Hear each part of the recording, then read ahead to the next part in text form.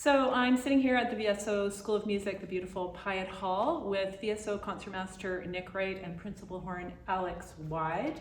And they, along with their colleagues from the VSO Chamber Players, are performing at the Koenig Arts Center on Sunday, December 1st at 3 p.m. And that's the third concert in our Resonate Chamber Music series. And we're really looking forward to it. Thanks so much for joining us for this pre-concert talk. We basically just dropped into your rehearsal. So thank you very much for that.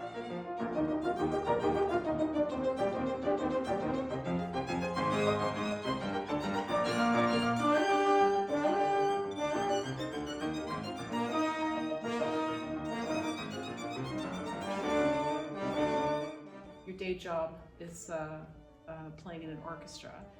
I can imagine it's pretty fun to be playing chamber music, that it's something you might miss from your previous life, or and that it feels like a treat, but also it must be interesting because you're so far apart usually, so to have this sort of intimate setting where you're sitting much closer to colleagues that are usually on the other side of the orchestra. What's that like? What's that mean for you? It's great. It's great. This is one of those pieces that the Brahms that you don't get to play that often, and so I'm really excited to play it. Let's play it again. And it's normally there's a lot of chamber music for strings, and which is wonderful, of course, but it's kind of interesting playing with a violin and a piano and a horn, three instruments that produce their sound so differently. And I guess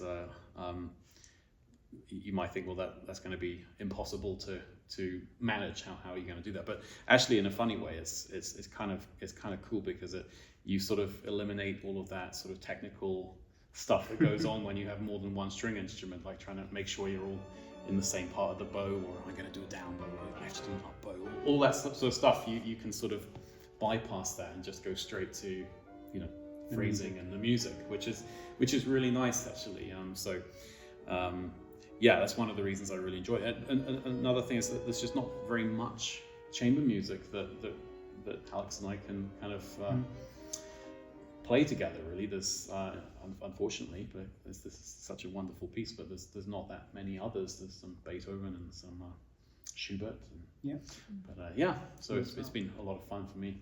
Yeah. And what about you, Alex? Yeah, no, I've really enjoyed this week. I mean, my first job actually after I graduated from music college was in a chamber orchestra. So this was kind of my bread and butter when I first graduated.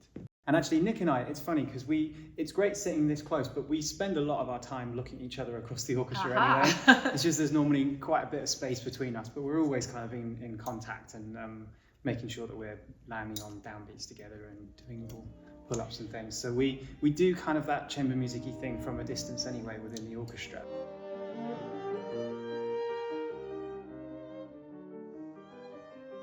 So principal horn, concertmaster, and you have eye contact during orchestra. Of course, yeah. It has to, because I'm looking at Alex for when he's breathing to give me an indication. He's looking at my fingers, maybe when I'm going to change a chord. It's very helpful. So in this case, you don't need your glasses, right? You're much closer. Yeah. Right. I find it fascinating. The French horn, you can be in a wind quintet, French horns in a wind quintet, brass quintet, and then you also get to play with string players. I'm very lucky as a horn player that of all the brass instruments, we're kind of the only one really that cross and play with the other instrument groups. So it's really interesting. And as Nick was saying earlier, taking away that technical aspect of what we're going to do here with our tonguing, or all of that stuff that kind of sometimes gets in the way. It's really great. It kind of removes all the boundaries and all the barriers that might be there within your instrument's limitations, and you're just thinking about music.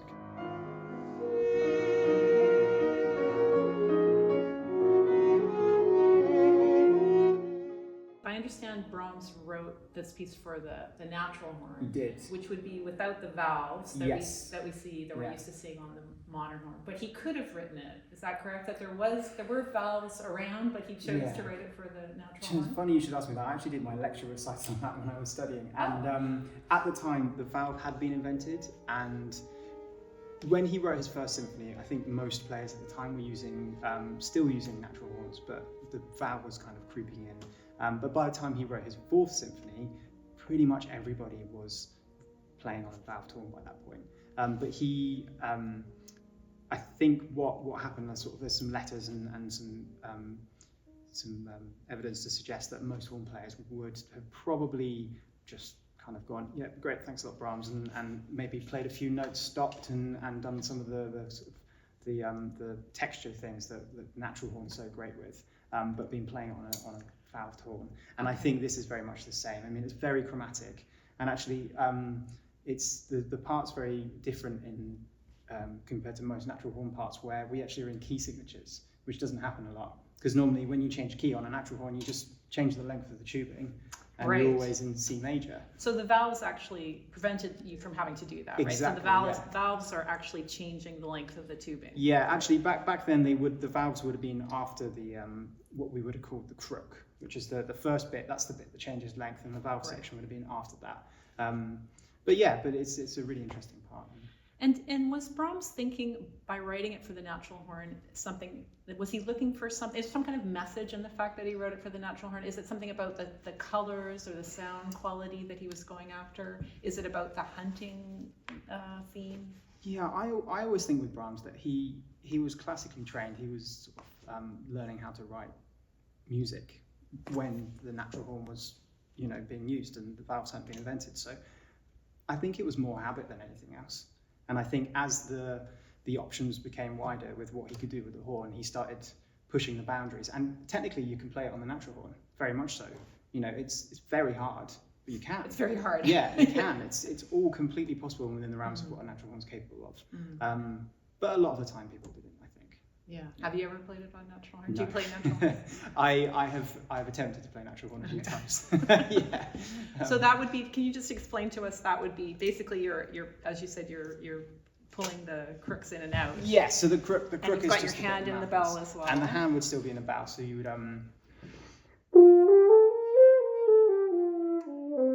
you play a scale like that. Right. Yeah. Not quite as perfect as. Right? Yeah, not quite as well. Not for me anyway. I'm not very good at it. But for great natural horn players, this is a piece of cake.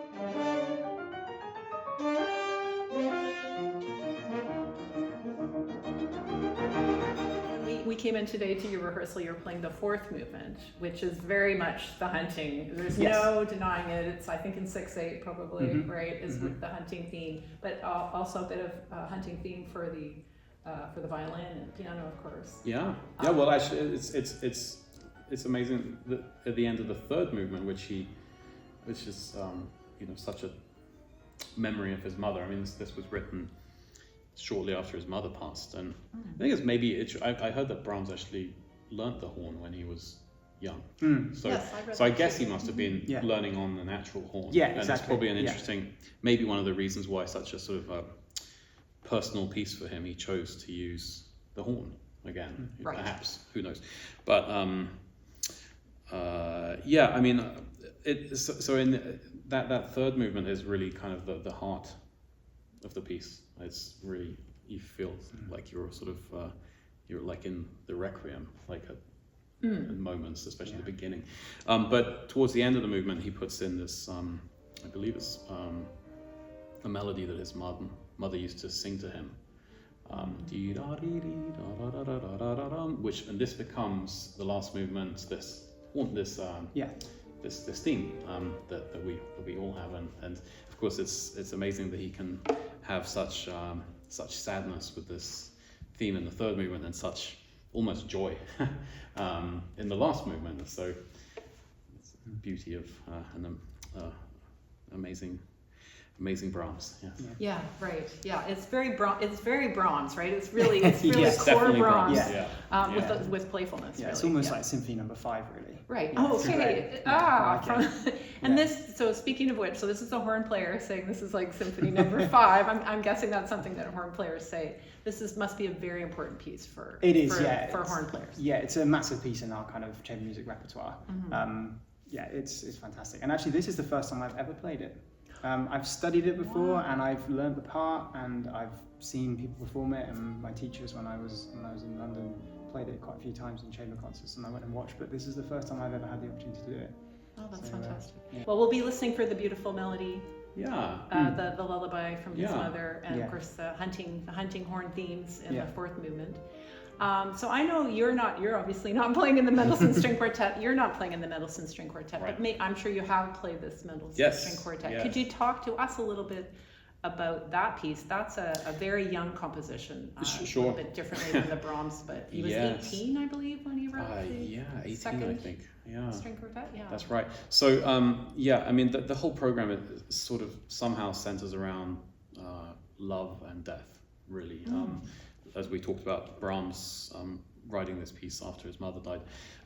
Mendelssohn, it was a bit of both, actually. He was deeply in love, but also he wrote this just after Beethoven died. I think it was just a few months after Beethoven died. And he was, as you said, he was 18.